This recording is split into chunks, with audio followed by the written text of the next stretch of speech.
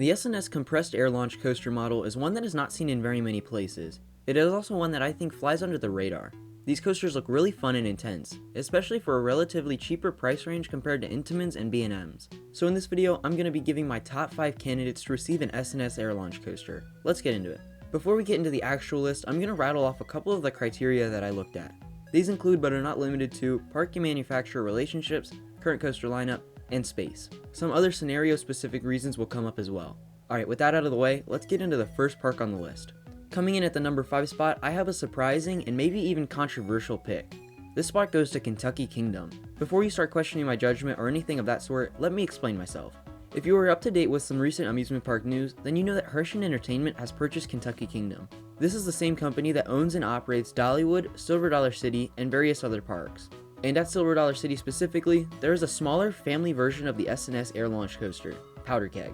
Knowing that Kentucky Kingdom does have a height restriction, if they were to get a coaster like this, something similar to Powder Keg would be the route they would go.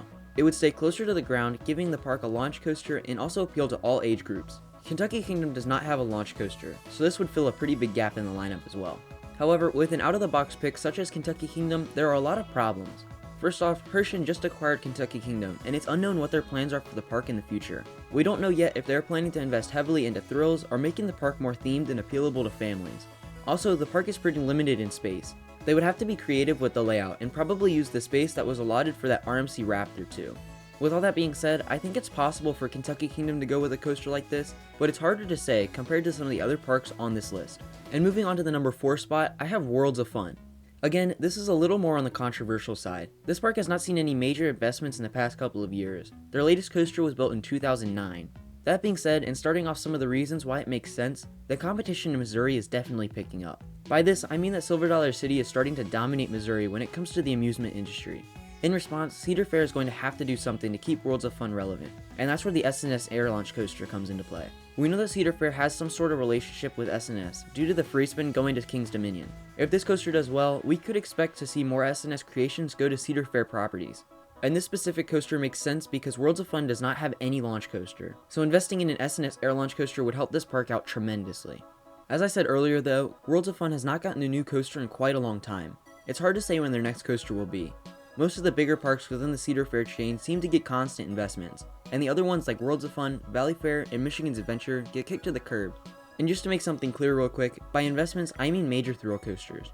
So in a similar situation to Kentucky Kingdom, it's hard to know a certain path that Worlds of Fun will take, making it less likely. What I do know is that an air launch coaster would do wonders for this park. Coming in at the halfway spot at number 3, I have Nagashima Spyland in Japan. This has to be one of the better parks in Japan. And believe it or not, they have a relationship with S&S. Their most recent roller coaster is a 4D free spin. Additionally, this park has a good amount of space that could be used to create one of the best air launch coasters out there. Adding a coaster like this would give the park a world-class top 3, Haikuge, Steel Dragon, and the air launch coaster. Tell me that doesn't sound awesome. The only downside I see to this park adding an air launch coaster is their current coaster lineup. Nagashima Spyland has a Schwarzkopf shuttle coaster. This could hinder the probability of them installing an air launch coaster. It would make more sense for them to get something like a multi-launch coaster, maybe by Mack Rides or Vekoma. However, comparing a classic Schwarzkopf to a modern S&S is like comparing a black and white movie to a color movie. They're just completely different.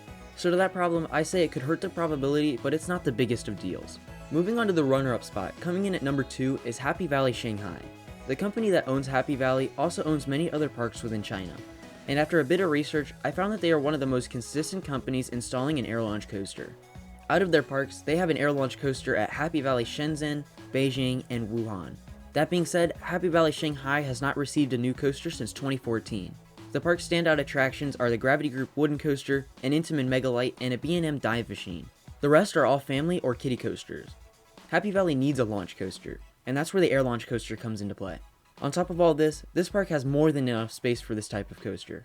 After saying all that, why wouldn't this park be in the number 1 spot? Well, it's because of the uniqueness. You don't want every single park in the chain to have the same coaster. That would make it so that there's no reason to go to different parks.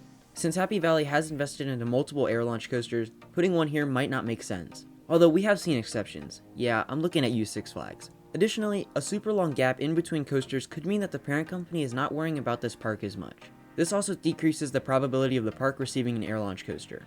Nonetheless, Happy Valley Shanghai is still a great prospect.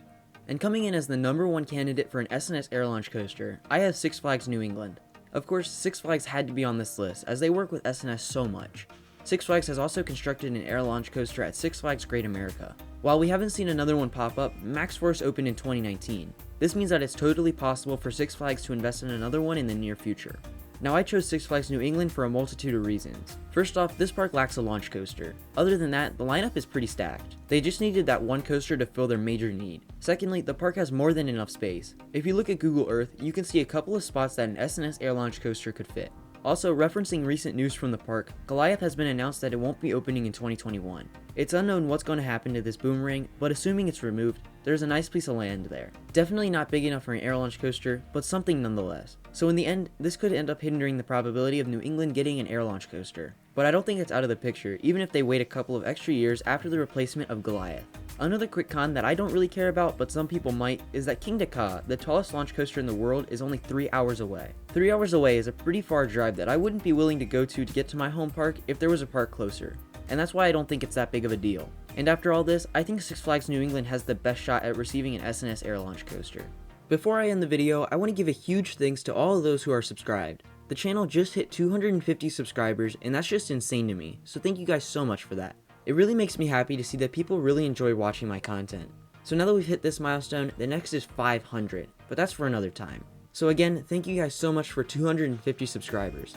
And that's going to do it for my top 5 candidates for receiving an S&S compressed air launch coaster. What do you think of my picks? Let me know in the comments below. If you liked the video, make sure to leave a like and subscribe if you're new. Thanks for watching, and I'll see you next time.